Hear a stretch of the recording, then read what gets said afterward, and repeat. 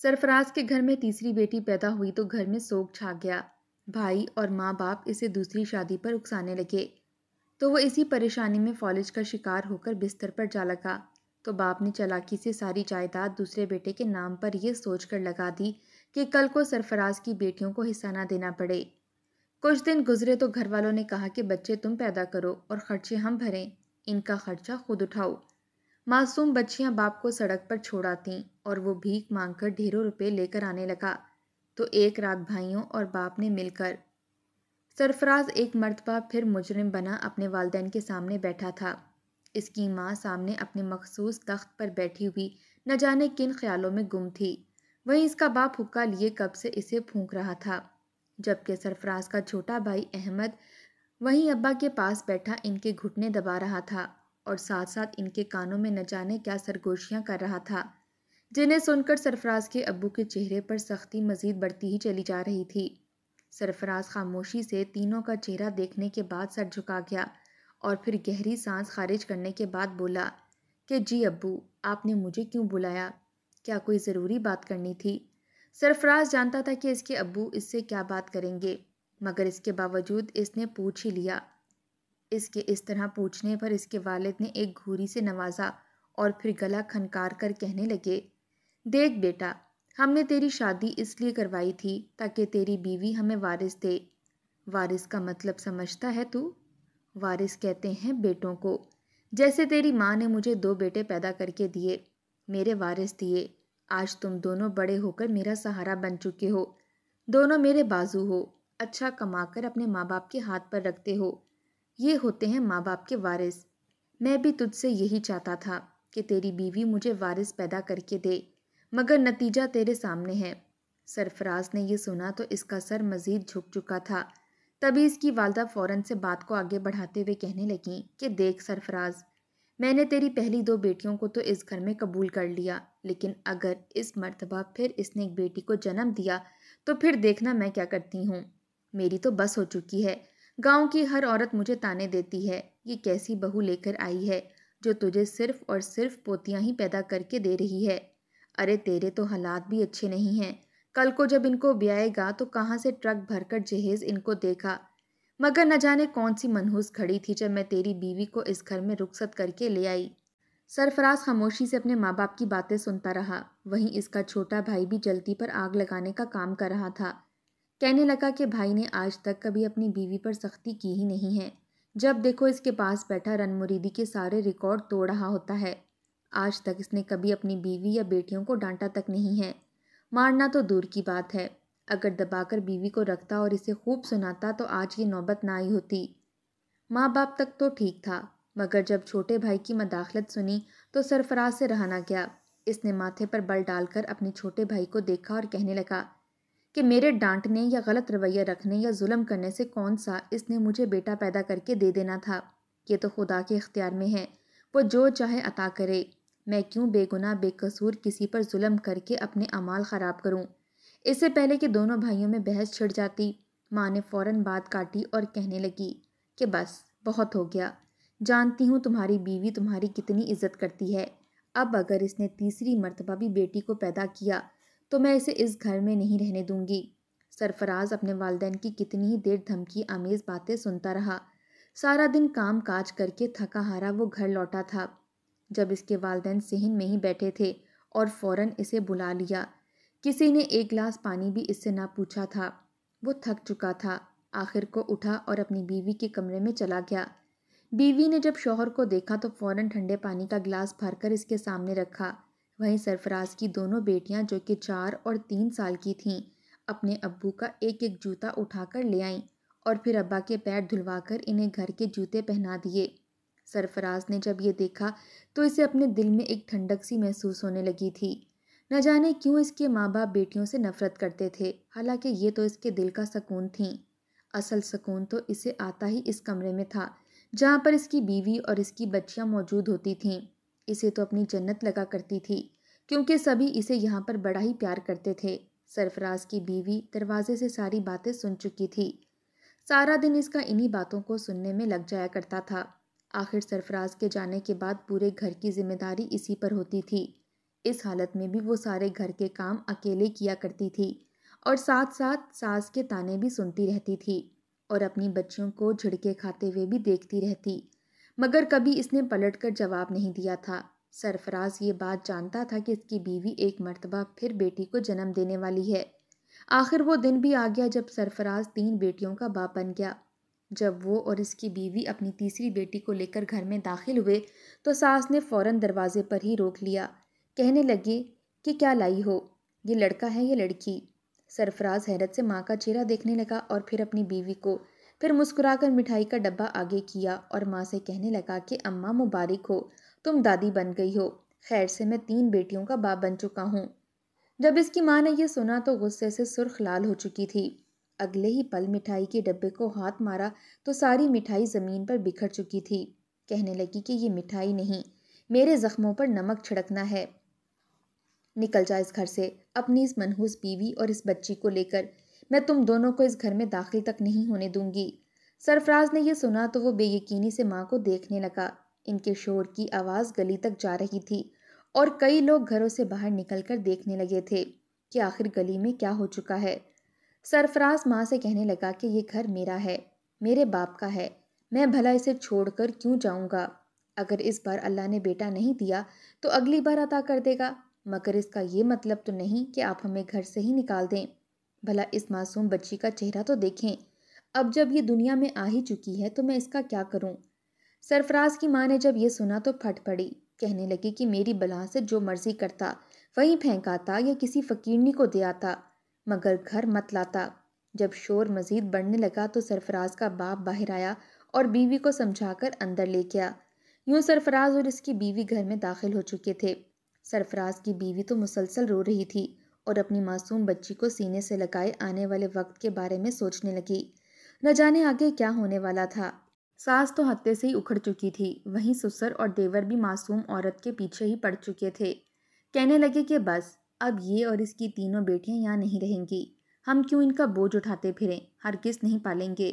سرفراز سے کہنے لگے کہ اگر تو اس گھر میں رہنا چاہتا ہے تو بہتر ہے کہ اپنی بیوی کو طلاق دے اور تینوں بچوں سے اپنا ہر رشتہ ختم کر اور انہیں اس گھر سے نکال دے۔ سرفراز نے جب یہ سنا تو اس کے پیروں کے نیچے سے زمین نکل چکی تھی۔ وہ کہنے لگا کہ میں ہرگز ایسا نہیں کر سکتا، میری بیوی تو کبھی آپ سب سے اونچی آواز میں بات تک نہیں کرتی، میں اس سے محبت کرتا ہوں اور یہ تینوں بیٹیاں میرا خون ہیں، میں باپ ہوں ان کا، بھلا کیوں میں ان کو گھر سے نکالوں گا؟ آپ جو چاہتی ہیں ایسا ہرگز نہیں ہوگا۔ ماں کہنے لگی کہ اگر تو نے ان کو گھر سے نہ نکالا تو میں اپنی جان دے دوں گی۔ اس نے اگلے ہی پل چاقو اٹھایا اور اپنی گردن پر رکھ دیا۔ سرفراز نے جب یہ دیکھا تو اس کا ذہن معاف ہو چکا تھا، کچھ سمجھ نہیں آ رہی تھی کہ کیا کرے، ماں کی بات مانے یا بیوی اور بچیوں کو اپنے ساتھ رکھے۔ پہلی مرتبہ اس کی آنکھوں سے آنسو نکل آئے تھے۔ وہ رونے لگا اور ماں سے کہنے لگا کہ امی آپ ایسا ہرگز مت کریں، آپ اس کے علاوہ مجھے جو کہیں گی میں وہ کروں گا، مگر میں اپنی بیٹیوں اور بیوی کو نہیں چھوڑ سکتا۔ سرفراز کی ماں نے جب یہ سنا تو اس نے ایک اور شرط رکھ دی، کہنے لگی کہ اگر تم اسے طلاق دے کر گھر سے نہیں نکال سکتے تو پھر دوسری شادی کر لو، میں مرنے سے پہلے اپنے پوتے کا چہرہ دیکھنا چاہتی ہوں، یہ تو تمہیں بیٹا پیدا کر کے دے نہیں سکتی، اس لیے تم دوسری شادی کرو۔ سرفراز پر تو ایک طرف کنواں تھا، ایک طرف کھائی تھی، کچھ سمجھ نہیں آ رہا تھا کہ کیا کرے، مگر فی الحال ماں کی جان بچانے کی خاطر کہنے لگا کہ ٹھیک ہے، میں آپ کی بات ماننے کے لیے تیار ہوں، میں کر لوں گا دوسری شادی، مگر آپ خدارا اس چاقو کو اپنی گردن سے ہٹا دیں۔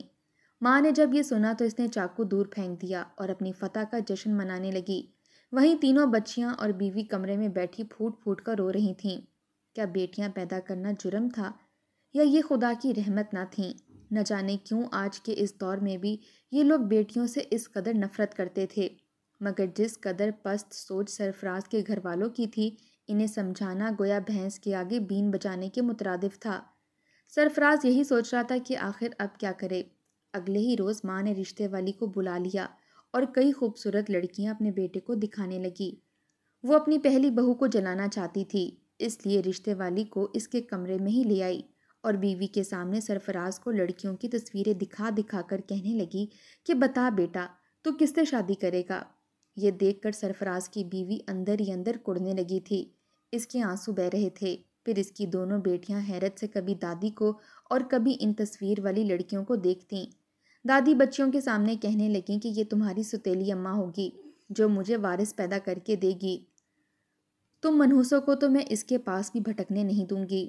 بچیوں کے سامنے ایسی باتیں کرتا دیکھ سرفراز کی بیوی پہلی دفعہ بولی تھی۔ کہنے لگی کہ اماں جی، یہ باتیں بڑوں کی ہیں، آپ بچیوں کے سامنے یہ سب باتیں مت کہیں، ان کے ذہن پر آخر کیا اثر پڑے گا، کچھ تو لحاظ رکھیے۔ مگر ساس کو کہاں پرواہ تھی، وہ تو مسکرا مسکرا کر ہر لڑکی کی تعریف کر رہی تھی، جبکہ سرفراز کا دل کڑتا چلا جا رہا تھا۔ وہ کبھی بھی دوسری شادی نہیں کرنا چاہتا تھا، نہ ہی اس کے دل میں کوئی اور عورت آ سکتی تھی۔ اس رات جب سرفراز اپنے بستر پر لیٹا تو اسے اپنا وجود سن ہوتا ہوا محسوس ہونے لگا۔ اس کے دل میں شدید درد کی ٹیسیں اٹھ رہی تھیں، اور پھر جب صبح ہوئی تو سرفراز اپنے بستر سے ہی نہ اٹھا۔ اس کی بیوی شدید پریشان ہو چکی تھی۔ وہ بھاگ کر اپنے ساس سسر کے کمرے میں گئی اور دروازہ کھٹکھٹا کر انہیں جگانے لگی۔ کہنے لگی کہ پتہ نہیں سرفراز کو کیا ہو گیا ہے، آپ لوگ آ کر دیکھیں۔ جب ماں نے اپنے جوان جہاں بیٹے کو بے ہوش دیکھا تو کہنے لگی، یقیناً تو نے کچھ پڑھ کر تعویذ کیے ہوں گے میرے بیٹے پر، ورنہ میرا جوان جہاں صحت مند بیٹا ایک دم سے بے ہوش کیسے ہو گیا۔ اس کا ملبہ بھی سرفراز کی بیوی پر ہی ڈالا گیا۔ وہ فوراً سرفراز کو ہسپتال لے گئے، جہاں پر یہ رپورٹس میں آیا کہ سرفراز کو فالج کا اٹیک ہوا ہے۔ یہ سننا تھا کہ سرفراز کے ماں باپ دھاڑے مار مار کر رونے لگے، خود کو پیٹنے لگے، اور ڈاکٹر اور نرسوں کو پکڑ کر کہنے لگے کہ یہ سارا کیا دھرا ہماری بہو کا ہے، یہ کالے جادو کرتی ہے، سفلی عملیات کراتی ہے، ایسا کر کے اس نے ہمارے بیٹے کو اس نوبت تک پہنچا دیا۔ ان کے منہ میں جو آ رہا تھا وہ بولتے چلے جا رہے تھے، جبکہ وہیں سرفراز کی بیوی ایک کونے میں بیٹھی سسک کر رو رہی تھی۔ اس کا شوہر ہی تو اس کا واحد سہارا تھا، جو کہ اب اس نوبت کو پہنچ چکا تھا۔ جانے اب آگے کیا ہوتا۔ وہ اپنے شوہر کو لیے واپس گھر آ گئی۔ سرفراز تو ایک رات میں ہی زندہ لاش بن چکا تھا۔ دونوں بچیاں جو سیانی تھیں اپنے باپ کے سینے پر سر رکھے سسک کر رونے لگیں۔ چھوٹی بیٹی ملائکہ بابا کو ہلا کر کہتی کہ بابا اٹھیں، مجھ سے بات کریں، میرے لیے نئے کھلونے کب لائیں گے؟ آپ کچھ بول کیوں نہیں رہے؟ کیا آپ اپنی بیٹی سے ناراض ہیں؟ میں آئندہ آپ سے کوئی ضد نہیں کروں گی، آپ کی ہر بات مانوں گی، ماما کو بھی تنگ نہیں کروں گی، مگر آپ ٹھیک ہو جائیں پلیز۔ بیٹی کے الفاظ سن کر سرفراز کچھ بول تو نہ سکتا، مگر اس کی آنکھوں سے آنسو یوں ہی ٹپکتے رہتے۔ فالج کی وجہ سے اس کی نوکری بھی چھوٹ چکی تھی، وہ اب گھر کا ہی ہو کر رہ چکا تھا۔ گاؤں والوں کو جیسے جیسے سرفراز کی طبیعت کے بارے میں پتہ چلا وہ لوگ اس سے ملنے کے لیے گھر آتے رہے، مگر دھیرے دھیرے سب اپنی اپنی زندگیوں میں مصروف ہو گئے۔ جب لوگوں کا آنا بند ہو گیا تو ماں باپ کو بھی سرفراز کی کوئی پرواہ ہی نہ رہی۔ وہ جان بوجھ کر دل دکھانے والی باتیں سرفراز کی بیوی اور بچیوں کے سامنے کرتے تھے۔ کہنے لگتے کہ سرفراز کو تو اب موت ہی اس تکلیف سے نجات دلا سکتی ہے، یہ تو نہیں بچنے والا، بلا وجہ ہی ہزاروں روپے ہم اس کی دوائیوں پر خرچ کر رہے ہیں۔ بس اللہ سے یہ دعا ہے کہ جلد از جلد اسے اپنے پاس بلا لے تاکہ بیٹے کی تکلیف کم ہو سکے۔ جب معصوم بچیاں یہ سنتیں تو پھوٹ پھوٹ کر رونے لگتیں، بھاگ کر اپنی ماں کے پاس آتیں اور انہیں ایک ایک لفظ بتاتیں، پھر باپ کے سینے سے لگ کر روتی رہتیں اور کہتی رہتیں کہ دادا دادی ایسا کہہ رہے تھے۔ سرفراز کے والدین بڑے کنجوس قسم کے تھے، لالچ تو ان کے مزاج میں جیسے کوٹ کوٹ کر بھری تھی۔ جب سرفراز کے پیسے ختم ہونے لگے تو اس کی بیوی اور بچیاں اپنی دادا دادی کے محتاج ہونے لگے۔ سرفراز کی دوائی ختم ہوئی تو اس کی بیوی اپنے ساس سسر کے پاس گئی اور دوائیوں کی پرچی دے کر بولی کہ سرفراز کی دوائیاں ختم ہو چکی ہیں، آپ یہ دوائی لا دیں۔ مگر سسر آگے سے کہنے لگا میرے پاس اتنے پیسے نہیں ہیں جو دوائیاں لا کر دیتا پھروں، نہ ہی یہ دوائیوں سے ٹھیک ہوگا۔ ایک دفعہ جسے فالج کا اٹیک ہو جائے وہ ایسے ہی رہتا ہے، ٹھیک نہیں ہوتا۔ وہ ایسی باتیں کرتے جنہیں سن کر دل برداشتہ ہو کر وہ واپس کمرے میں آ جاتی۔ کئی ہفتے گزر چکے تھے مگر ایک بار بھی سرفراز کے ماں باپ اور اس کا بھائی اس سے ملنے کے لیے کمرے میں نہیں آئے تھے۔ اس کی بیوی اور بچیاں ہی تھیں جو اس کا خیال رکھ رہی تھیں۔ وہ سبھی اپنے لیے کھانا بنا کر کھا لیا کرتے۔ جب سرفراز کی بیوی اور بچیاں کھانے کے لیے جاتیں تو خالی دیج کے ان کو منہ چڑھا رہے ہوتے۔ ایک روز تو کھانے کے لیے باسی روٹی بھی نہیں بچی تھی۔ سرفراز کی بیوی اپنی ساس سے کہنے لگی کہ اماں جی، آپ کھانا اتنا کم کیوں بناتی ہیں؟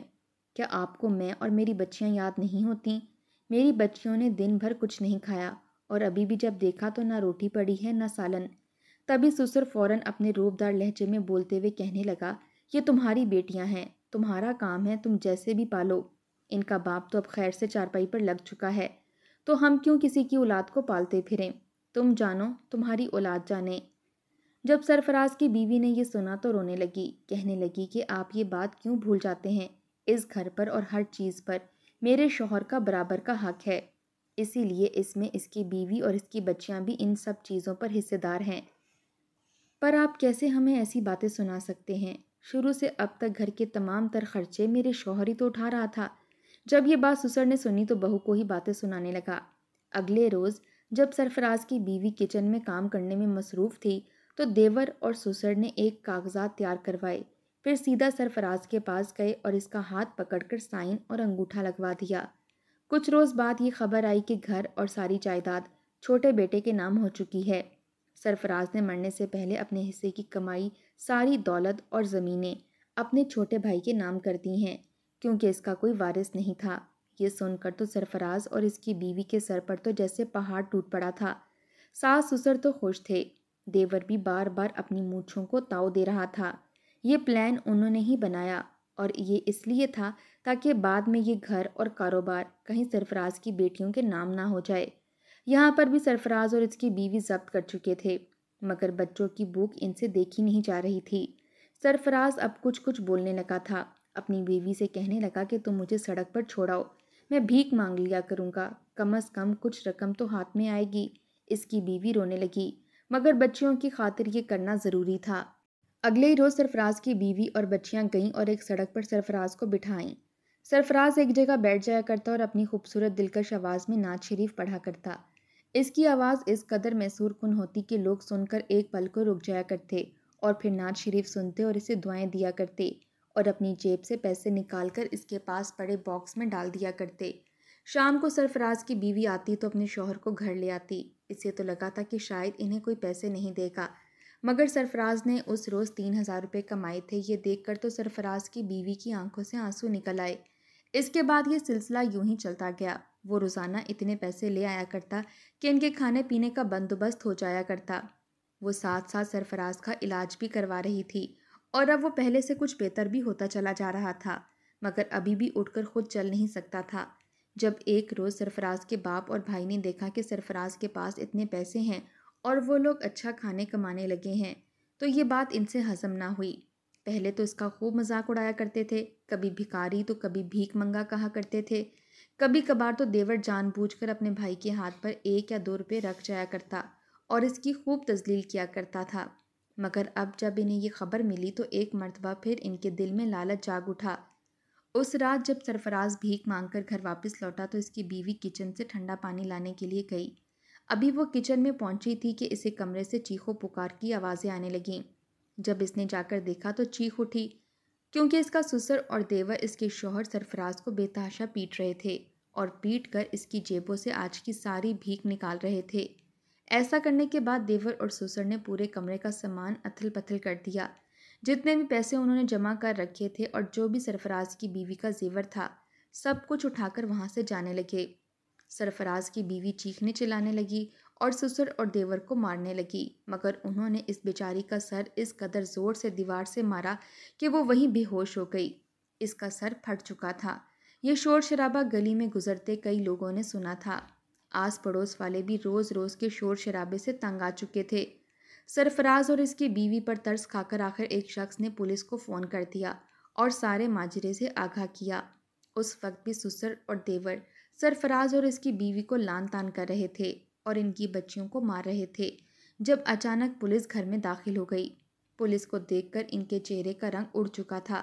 پولیس نے انہیں رنگے ہاتھوں پکڑا تھا اور پھر سرفراز کی بیوی نے سارے ماجرے سے انہیں آگاہ کیا۔ اس نے ان سے سارے پیسے اور زیور واپس لے لیے تھے۔ پولیس ساس سسر اور دیور کو پکڑ کر لے جا چکی تھی، جبکہ یہ گھر دوبارہ سرفراز اور اس کی بیوی کا ہو چکا تھا۔ گاؤں والے بھی ان کی کچھ مدد امداد کرنے لگے۔ یوں سرفراز کا علاج ہوا تو کچھ ماہ تک وہ اپنے پیروں پر لڑکھڑا کر ہی سہی مگر چلنے لگا۔ گاؤں کے ایک شخص نے اس کی نوکری ایک فیکٹری میں لگا دی، جہاں پر سارا کام بیٹھ کر سنبھالنے والا تھا۔ چونکہ سرفراز پڑھا لکھا تھا اس لیے اسے کوئی دقت پیش نہ آئی، مگر جو سبق اسے اس کے ماں باپ اور بھائی نے سکھایا تھا وہ عمر بھر کے لیے اسے یاد رہنے والا تھا۔